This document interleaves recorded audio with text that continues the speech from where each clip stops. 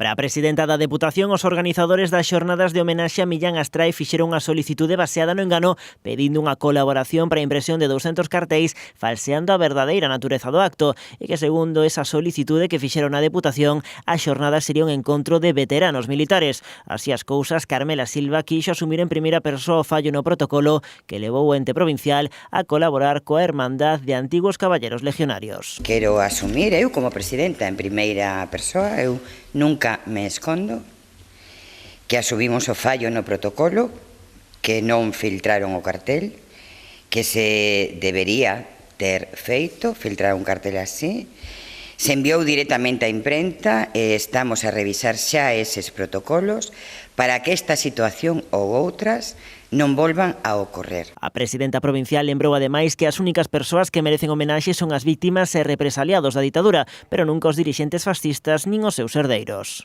Este goberno ven dando sobradas mostras desde a súa chegada á institución de que as únicas homenaxes que realiza e cos que colabora son as mulleres e homes que foron represaliados e represaliadas na súa loita contra o franquismo e a dictadura.